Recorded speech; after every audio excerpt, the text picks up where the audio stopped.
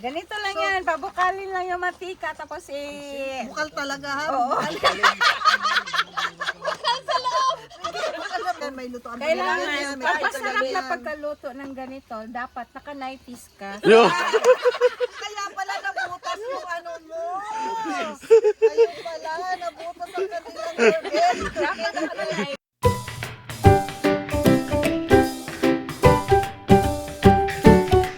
Hello mga ka-familia! Ngayon nandito tayo sa Shauka, Ras Al Khaimah sa UAE. At papakita ko sa inyo kung ano ang mga ginagawa ng mga campers dito, lalo na yung mga Pinoy.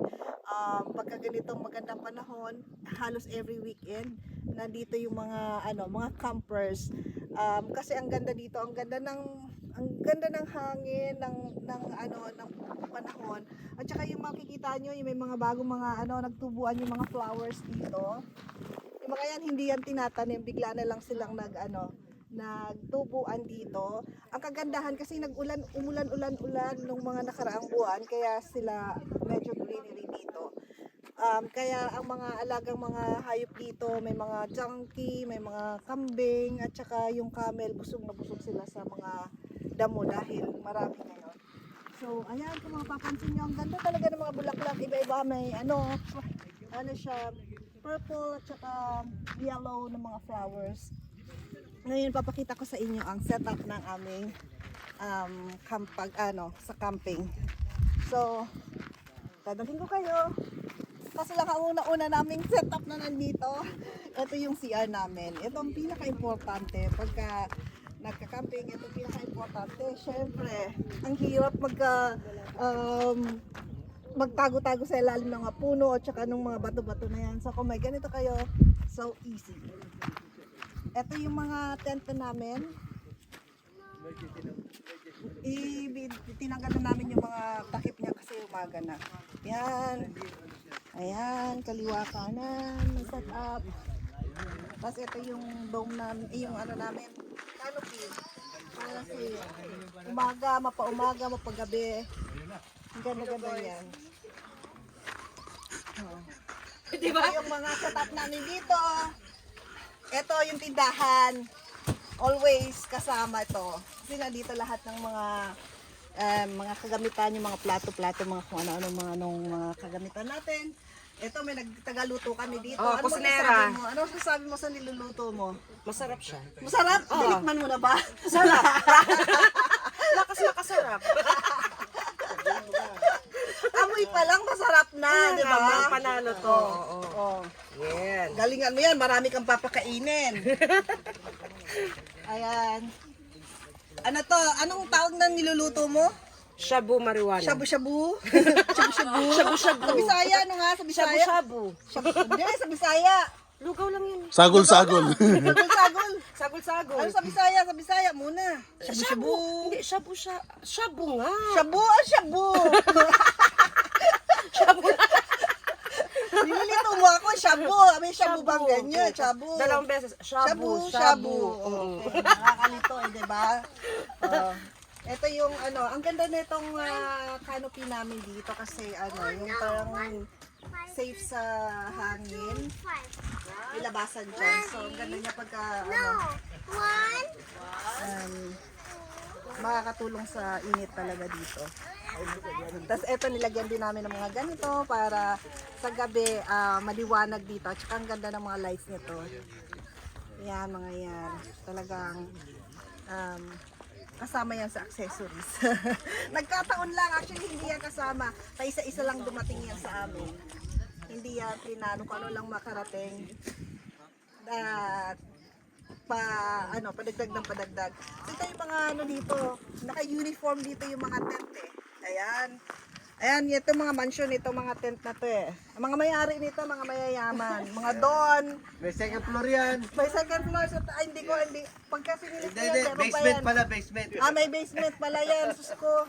Ayan, ito yung mga don namin dito. Yung mga may-ari ng mga villas natin. Na may underground. Pag nakita mo yan, mga bundok na yan. Sa kanila yan. Sa kanila lahat yan. Lahat-lahat ng nakikita, hindi iyo.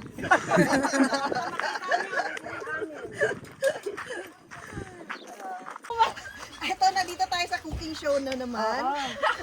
Anong luto ba to? Lutong ano ba yan? Bisaya. Bisaya ang tawag na sa Bisaya. Saging na nilatikan. May lakik. Ano ang mga ingredients na? Sugar lang at saka mantika. Matamis ba yan? Siyempre. Pwede?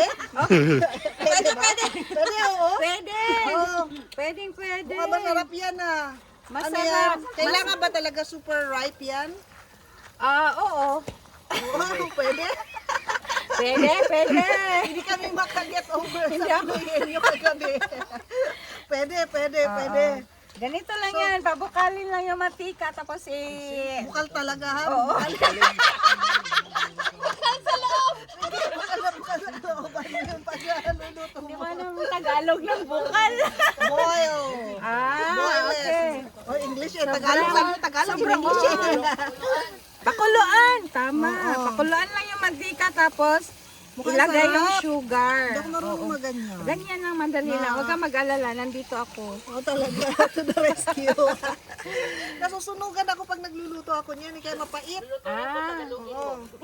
So, kung makikita nyo, talagang Kailangan- equip sa camping. Oo. O, ayan, may luto ang Kailangan, may papasarap pagkagabi na yan. pagkaluto ng ganito, dapat naka-90s ka. Kaya pala nabutas yung ano mo. Ayun pala, nabutas ang kanilang organ. Dapat naka-90s. Sarap yun. Sa susunod, gawin mo yan ha. Wala pinaka mag-viral yan. Ano masasabi ng mister? Kailangan daw mo. 100%. No problem. Mahihain. Baka pamating. Kaya pala nasira yung ano nyo, nabutas yung ano, airbag eh. Sila talaga to bro. Salarin. Okay, pwede na to. Ayan, mukha sarap-sarap, di ba? Ayan, oh, golden, yellow. Malinamnam. Masarap. Manamis-namis. Oh, ano to ang pangalan nito ay ano kinuraw na saging ala jingle. Jingle. Jingle. With 90s on the side. Na may light piece kaya yun. Kailangan naka-90s. Ito si Jingle. Pag sa Manila siya, jingle daw siya.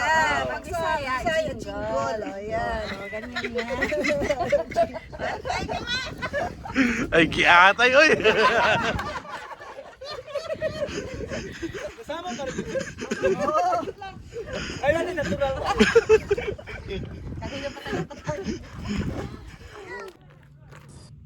Ito yung mga bikes sa mga kasama namin na iba kasi yan talaga mga hilig nila. Kaya bumili talaga sila ng mga magagandang mga bikes. Ayan, gulong pa lang ang lalaki na. Talagang pang pang ganitong mga texture ng mga daanan ang pwedeng-pwede. Ito yung sa taas ng setup namin, yung mga bundok na yan. Kung makikita nyo, yan yung din mga setup namin. Napapalibutan ng mga sasakyan ang mga tent namin para isa na rin yan sa protection sa gabi para hindi kami mapasok ng ibang mga campers para grupo-grupo lang. So sa aming grupo, yan yung setup namin. May canopy at saka mga tents. Lakas ng hangin. Ito naman yung yung view pag nasa taas ka ng bundok. Makikita nyo may mga greeneries diyan at saka yung mga linya ng mga nagtitrek, ayan yung mga daan. Iba-ibang mga lahing nagtitrek diyan. As in talaga yung iba diyan, talagang nagtitrek lang ang punta, hindi camping. Buwis buhay din ang pag-trek dito sobrang tarik ng mga daanan. May kaibigan ko mahilig yan sumama, paminsan-minsan sumasama yan sa amin. Yan yung dam sa baba. Ang ganda tingnan. Ang ganda pag nasa taas talaga. Sa gabi, ito naman ang setup namin. Ang ganda talaga pagka madilim. Kita mo yung kagandahan ng ilaw at saka syempre yung kalangitan, makikita mo yung mga stars diyan. Kaya nakakatuwa pagmasdan. Kanya-kanya kami ditong ganap. May nagluluto, may nagkukwentuhan, may nagbo-barbecue. Basta kung ano-ano lang, kanya-kanya. Pero nakakatuwa.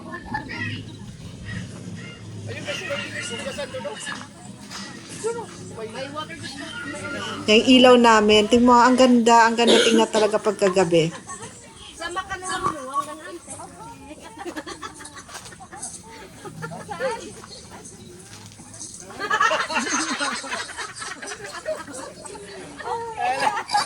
Alam mo paano matutuyo yung buhok mo rito? Dito ka lang, oh. At gagalas ka lang.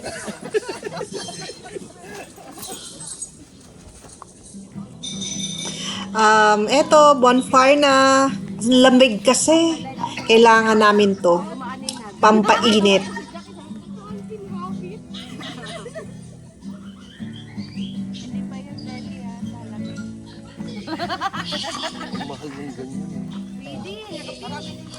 Ayan, may ano kami dyan, setup dyan sa canopy. Meron kaming ano dyan, parang ilaw na paiba-iba yung ano nilalabas na mga shapes.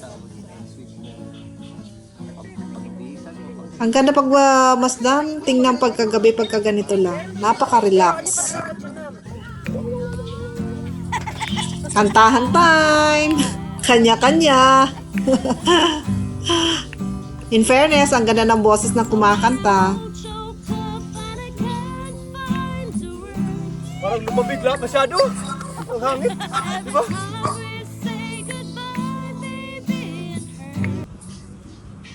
Ayan, yung camel nagpakita sa amin. Talagang ano, nag-hi and hello. Nag-stop talaga siya. Ayan. Kakaiba din siya, no? Parang alam na alam. Yung iba pa lang ang camel dito nilagyan ng tali ang paa para hindi makatakbo ng mabilis. Tuyo na. Asuka.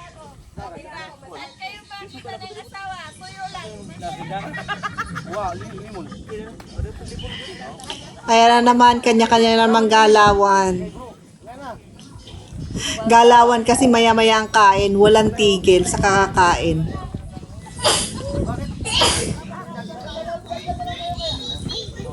Oo, sayang. So, ito ang buhay namin dito pagka weekend. Ito yung buhay OFW.